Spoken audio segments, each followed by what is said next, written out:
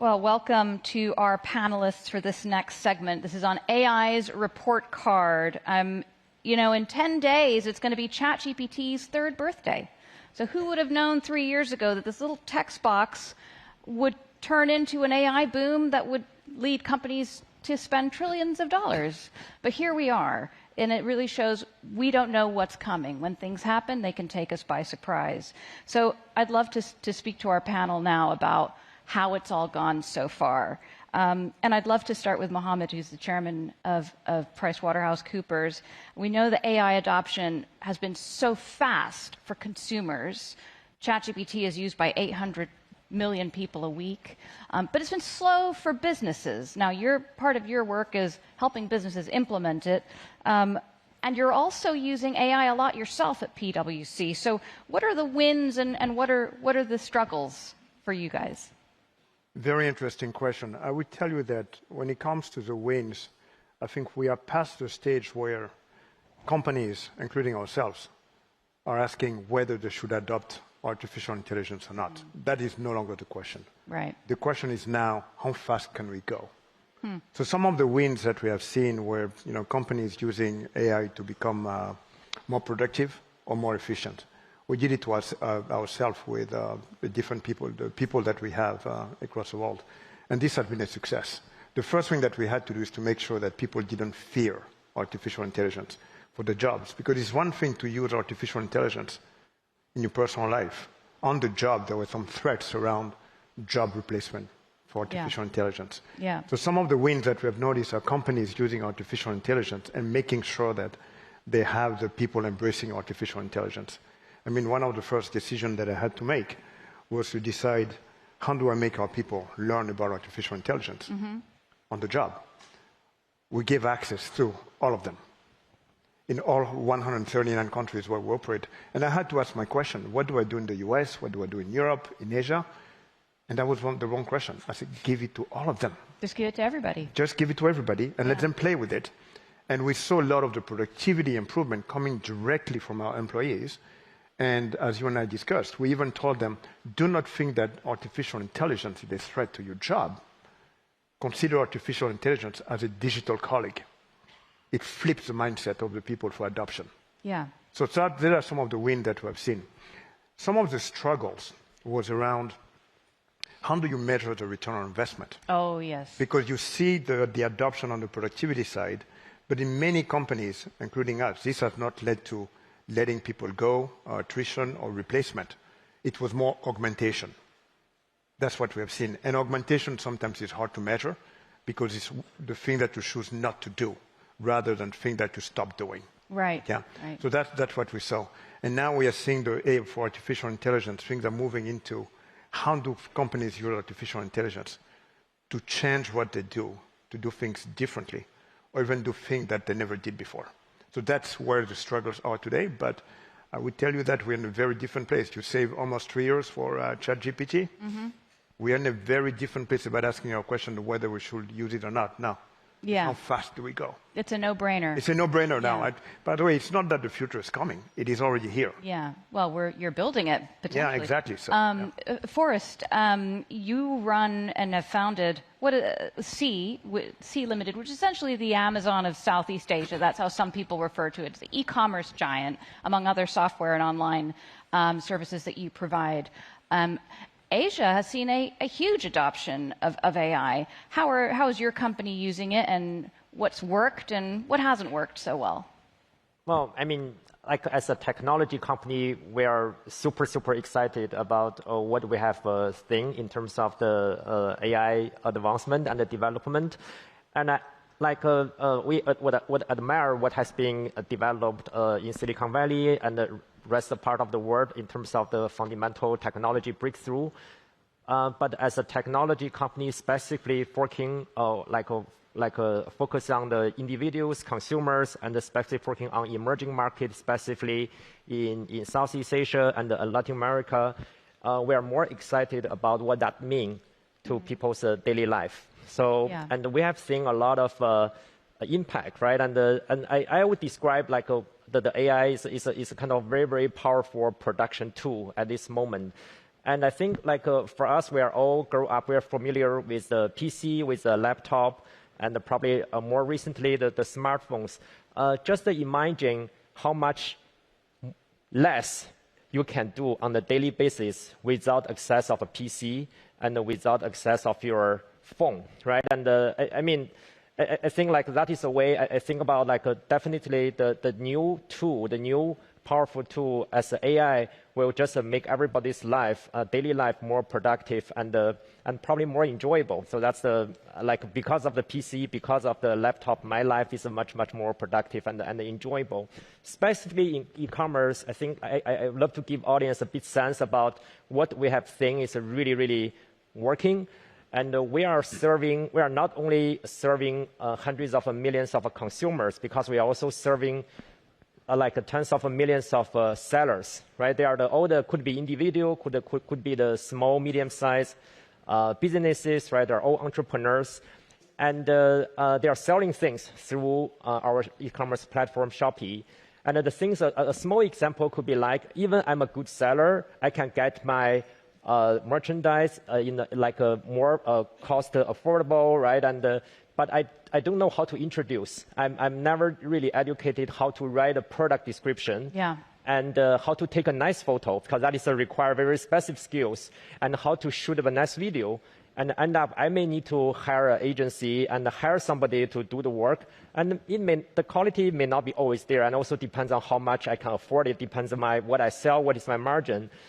And now, like we just, from the platform perspective, we just provide those AI tools to millions of sellers, right? And wow. they can easily just use our tools and put just a picture whatever you have, and the AI tools will kind of generate just do a touch up, just become a much nicer photo. Mm-hmm. And what AI even can do is that they just combine several photos into a quick video, and it's very useful when buyers look at it like a. Now, I don't know, I never read a text manual about how to use a product. Like, okay, I always just go to the YouTube, search, okay, how to use these things. I just watch a 1-minute video and I get it, right? And I think that is a kind of the similar experience on e-commerce platform, and people kind of doesn't want to read a product like description or like just look at photos, a quick video that helps. And Forrest, can I just ask, since you've implemented that, have you noticed any, I know it's early days, but have you noticed any difference in sort of your revenues or the number of products being put up on the site? Has that feature actually helped the business in some way? Yes, we provide this kind of like for free to all the sellers, because we think that in generally benefit everybody, both the sellers and the buyers. The buyers also love to see nice photos, right? And nice content. And clearly we see the adoption is very high. Adoption which means has increased. As a seller, because they can choose use or they can choose not use, right? And the take rate is very high. And on the buyer side, and we realize the engagement level is going up and the conversion rate is going up. Like they stay longer time with the product. They want to know more, and it's quite an enjoyable experience to watch a video. And also there's more conversion, right? And in terms of the placing an order. And another part from the buyer perspective is usually people love to read reviews. There could be for one product, one seller. People care how other people think about that. It could be hundreds of reviews, and it takes time to read all of them. And you have to process, okay, which make more sense, which is more relevant. Which one do I trust? Yes, and now there's a kind of like a quick AI summary. Yeah. Okay, so this is in general how many people think about this is a good seller, this is a good product. And then if you really want to dig into details, you can still read the review, but the AI summary can give you a quick kind of sense about the sellers and the product. That's such a great kind of rundown of how that's working for you, because I think one thing on the minds of so many businesses is return on investment for AI, because it is expensive. Of course, it's expensive for the companies to develop. And as you, Mohamed, mentioned, you can see that there's productivity, but that's perhaps a little bit difficult to measure. In Forrest's case, that seems very clear. You've got very clear metrics that you can measure. Government, how on earth do you even measure the return on investment on AI? Listening to Forrest's absolutely brilliant example of how he's using it is a good reminder to me and people in government. Our primary job actually is just to create an environment where people like Forrest can go and innovate and do what they do. And so that's when our conversation earlier about regulation, why I've always been in the camp of saying that we must be pro-innovation when it comes to this new technology. We're in the very early days of it. What we don't want to do is do anything that will stifle Forrest's and entrepreneurs like his ability to try new things to generate value for their customers. So I think that was a great reminder on that. On government, the most easy thing to do is look, how can we automate all the government services that every one of you has to interact with on a weekly basis, daily basis, to just make that both cheaper and more efficient, which particularly for constrained European economies is a paramount importance right now, to find some savings in government spending. But how can we just make people's lives easier? And Forrest also mentioned that from a commercial perspective, but government should set itself the same bar. Is how do we just make those interactions with government easier and make people's lives better? And to give you one practical example, one of the initiatives I'm particularly passionate about is helping introduce a targeted screening program for prostate cancer in the UK. Now, prostate cancer has become the most common cancer of men in the UK. 1 in 8 men will be diagnosed with it, and I've been advocating for a targeted screening program, national screening program, because prostate cancer, if you identify it early, we're very good at treating you and keeping you alive. And the problem is it's symptomless. So if you miss it and you only pick it up later, then your chances of survival drop quite precipitously.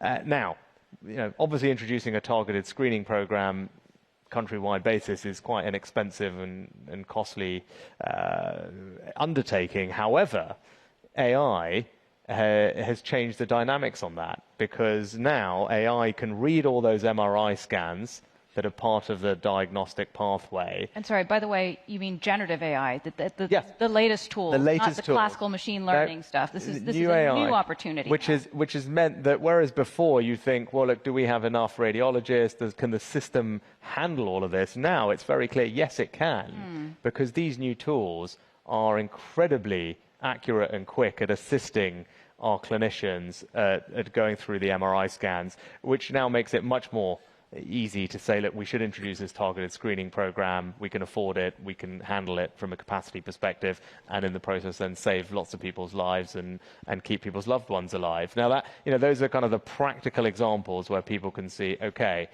this is making a difference to me, and this is, the government, the state has helped make that a reality. So I think trying to find those examples is really, really important, beyond just saving money. So the return on investment can be saving actual human life for governments. So the title of this panel was the AI report card. So I'm going to ask you all a quick fire question. I'm going to start with you, Mohamed. Since you were like one of the first power users of generative AI at PwC, what kind of grade would you give generative AI in terms of how useful it is today, with A being the best and F being it's a total flop? I give it an A. Okay. And why is that? And I would tell you why I give it an A. It's not because of what we see today, but what might come. We got to truly believe that artificial intelligence is going to create a new age of innovation. There is so much capital being invested. The example that you just gave, you are innovating how you're running your business. You're talking about innovating around screening for diseases, etc. What's coming next? So when I look at the potential today of artificial intelligence, not just generative intelligence, you have industrial AI, artificial intelligence coming in, and all of the things that are currently in development, and the amount of capital that are being deployed. We are only witnessing the beginning of a new innovation age. I truly believe that. And the last time we saw that was 25 years ago. And the amount of capital going in is a reason you're optimistic? The fact that so much is being spent? And the speed of development that we are seeing, the way the models are improving really, really fast, looking at all the use cases or the agents that are being developed, Richie and Forrest gave some examples of how it's being used. Every day we are seeing new examples, not based on what is being provided. The large language models, yes, I know a lot of innovation, the new chipsets that are even more powerful than before. But Richie, I would tell you, I totally agree with you. The supply side of AI, providing AI, is a great thing. We need it. The adoption side of AI is what's going to create the future. the diffusion that you talk about. Diffusion. The diffusion is important because that's when you create new business models, new companies, new ways of solving problems, and that is why I give it an A. Not because of doing what we do today more efficiently, but about the things that we will be able to do that we cannot do today. Okay, so Forrest, Mohamed's grade is based on the future. You can do that too, or you could give it a grade today. So please, what would you say? Well, I would say I will give 7. And in the context is I'm truly excited and I'm very convinced, and AI will be great development and will create a lot of values and will change people's daily life in many aspects, and in general I think make people's life better. But I think the reason I give a little bit lower score than Mohamed is I feel we are still at very early stage. So we shouldn't be too satisfied what we have think and compared to what we're going to see in the next 3 years, 5 years, or 10 years. I think like 10 years later, when we truly appreciate and what AI can do and can change the society, change the community, change the life, whatever we have done today is very small. It's kind of like so it's still, I think the reality will beyond today what we can imagine. So that is my take, and specifically I think like there will be many kind of like aspects, right, and there will be change. But today in our organization we just completely embrace the AI. So we, like, from our employees, they ask us what is our company's kind of a view and a standpoint, like can we use all the AI tools, and what is the consideration in terms of the safety and the confidential concern, all those things. And in general, our approach is, okay, we just embrace it, and you do, and we try to figure out all those things by working closely with all the big like giant like Google or like OpenAI, right, to embrace, to adopt their models, and at the same time we figure out all those issues bear in people's mind. But in general, say, okay, do it, and if something didn't work out, and we'll fix it. And at the same time, in company, we also developed our own kind of like the agent platform. So we provide the tools, the productivity tools for all the employees, and then even our operational team without any coding experience, and they can develop their own agent and to do this to their like day-to-day work, solve their pain point. I can give a quick example. I think everybody can appreciate, right? And we handles of millions of parcels every day, and in the e-commerce business, and we always get concerns, like the people say, oh, I didn't receive my parcel, or like, how come it's supposed to be here, but I didn't. Every time we get those customer complaint, we have to investigate it, and is it delivered the wrong places, or like, or maybe the delivery driver steal it, or like the customer just kind of give us a false report. There's so much work. And if it's an individual case, you make several phone calls, it's handled. But if you think about it, it's millions of like, on that scale and the total scale, and even just 1% is 2%. That is a lot of work. And our Malaysia local team, logistics team, and using our in-house agent platform to develop agent. So basically, every time, like when the delivery man delivers the parcel to the customer's home, the delivery man will need to take a photo as a proof. And then upload. Before they also upload to our database, but now they upload, and the agent can immediately give the feedback to the photo. Oh, it's not clear enough, or like it is not as a good proof. Oh, you should make the address, and it's clearly show this is apartment, or this is just a house, right? And so this is a lot of pre-resolve, a lot of dispute, and people say, okay, I submit the photo as a proof, but the customer say I didn't receive it, it's like a whole other workforce that you've got doing that for you. Yes, and it's pretty much pretty much real time. So that's solve a lot of problem, and I think we have many tools again. So this is the tool empower people without any coding experience, and they can develop such a software tool, and like relatively quickly, and put into daily use is solve the practical issues they have today. That's a nice example. Rishi, what's your view on grade to give it? Yeah, I tend to agree with Forrest, but listening to him, you think, isn't that an extraordinary use case already for a technology that, as you said, is barely a couple of years old? Mm-hmm. And I think that's the exciting thing. That's why Mohamed is giving it an A grade today, is because the pace that it is improving at is really quite striking. Yeah. And that was the thing that I found in the job. And it's tricky for policymakers or any of us to kind of understand exponential growth in general. But the speed at which these models are improving themselves, and then you kind of think through what that will mean in a few years' time. What grade would you give it? I'm probably where Forrest is. B, C? Yeah, exactly. Would you do 7? You did a 7 or a B? You're the optimist. But I would say, though, that I totally agree with the two comments. But we are very early. Right, this is the point. Exactly. We are in the foothills of this, and it is improving so quickly that you can feel very optimistic about where we're headed. Well, Mohamed made this point, a very important point about capital and how much is being spent. And for you, it's a sign of a reason to be optimistic, the fact that so much is being spent, presumably because in the past, when a lot was spent, then it led to good things.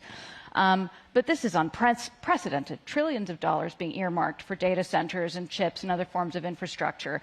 And what I think is really paradoxical for a lot of us, and probably for you as well, is it's not really within our control. We will be affected by it, but these decisions and this money is largely being spent by a handful of very, very large companies. Mm-hmm. And some would look at that and say, that's a real consolidation of power happening economically in terms of influence and of impact.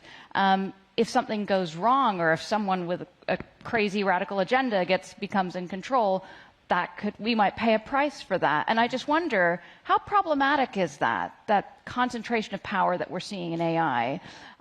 Or is that status quo actually, it's worked out fine and it should continue? And I put that to the panel. This is a great question, because we think about, there's only a few companies that have the capital to do this. Right. It costs a lot of money. And in artificial intelligence, as we all know, it's not just the development of the models. Build out of the data centers that you mentioned, buying chips, cooling equipment, industrial equipment, real estate, it costs a lot of money. You don't have enough companies in the world that have the balance sheet to do that, or the capital to do it. And by the way, you cited a couple of other things like the printing press, now the industrial revolution and all this. It was not that many companies that built it, because it's too much capital. So when you look at the signals of today, they're the same that we saw before. We call it this intelligence age with artificial intelligence, but the same fact pattern happened before. So that concentration is okay on the supply side. Okay. Now, on the demand side, on the diffusion side or adoption side, that's where you will have creation of new business models. New companies are going to come in. People will change how they do drug development, how Forrest is running his business today. You might actually build some new business lines because of artificial intelligence. So it's okay to have concentration of power on the supply side, because it will create innovation on the demand side. That is why I don't worry about this, as long as they keep spending. And you point around spending. A lot of questions were being asked to us around, what's going to happen next? How do you measure return on investment and EBITDA and all these things? We were trained for the past 15 years to have the answers. If you were doing the following things, what will happen next. Yeah. The world is changing. It's uncertain. Nobody can predict the future. So what do you do then? You look at leading indicators, because you don't have the lagging indicators. And the leading indicators are speed of innovation, capital being invested, number of use cases that people are trying. And if all of these things happening, something good is coming on the other end, including innovation for companies like Forrest is running today. That is why I'm so optimistic. But I will tell you, I don't fear that concentration. I'm actually glad that they're spending the money, because we are all going to benefit from it. On that point, and feel free to talk on this, the other question, but people have talked about an AI bubble. It sounds from all of you like that's not a huge concern, because this is all being steered in the right direction. Or am I wrong in saying that? Forrest, you go first. Well, I think it's like how do you define AI bubble, right? And I think it's like considering what value potentially could be created. I think it's totally fine, because it's like, as you mentioned, and now the key drivers of of this AI new technology revolution is by several big giant companies in the world, technology giant companies, and they are all the commercial companies, and they all calculate the return, right? And they are all very savvy and very disciplined in terms of every single dollar to invest, because they are like I have a lot of interaction with them. They have been all in the public, like most of them in the public company for many, many years, right? Yeah. And they have built up this discipline and the capability and how to deploy capital, how to do the capital allocation efficiently. I think if they believe, okay, so as you mentioned, it's like hundreds of billions of the dollars put into this new technology development on the annual basis, and the return is huge.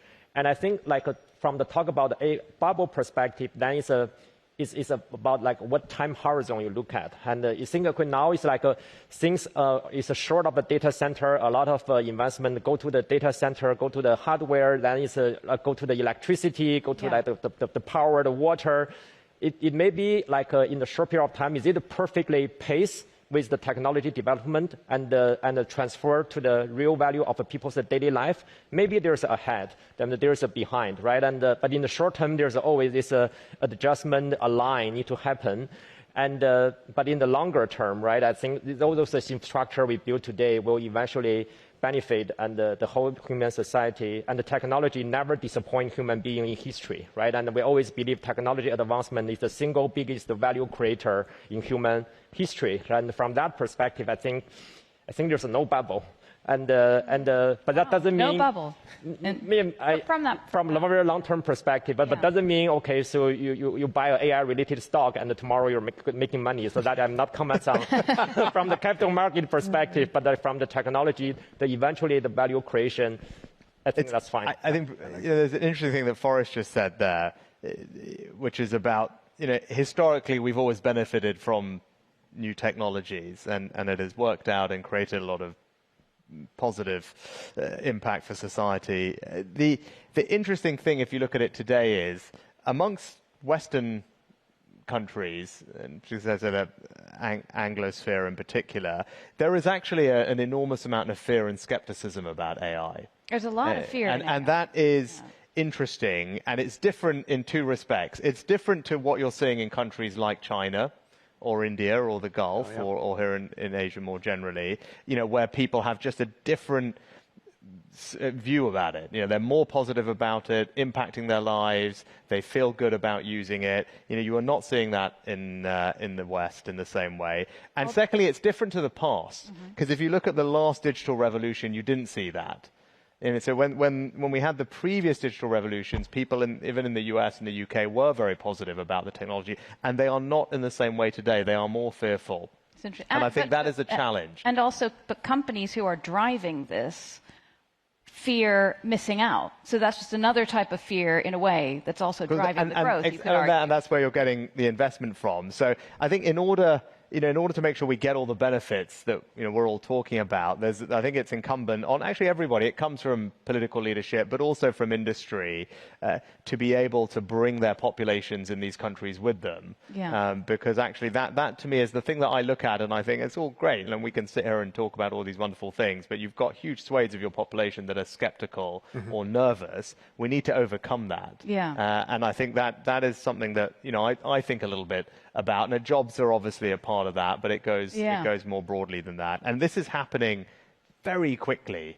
And I think, Mohamed, you touched on this at the beginning, and you look back at these technological revolutions. It took, when you look at how long it took 100 million people to use the technology, I think it took something like 50 odd years for 100 million people to use electricity or to have electricity. And you fast forward to the PC, I think it took something like 15 years. And then the internet was 7 years, right? ChatGPT was 2 months, right? Like that is the speed that this is happening around the world is quite unprecedented, which is exciting, but it does mean that, as I said, we have to work harder and quicker to bring people along with us. One final question. Does anyone want to just answer something that address what Rishi said about the fear that people have? And how would you address overcoming that fear that people have of AI? Is it about just showing them how it works, or is it a policy move, or is it a cultural thing? I would say transparency. governance, and great also answer. Yeah. a set of regulations that are being developed by people that actually understand artificial intelligence. Yeah, yeah. Great answer. Okay, so very optimistic panel here on AI, but also with some concrete points about how things need to improve. So thank you so much to our panel, and thank you very much to our audience for listening. Thanks very much. Thank you. Thank you.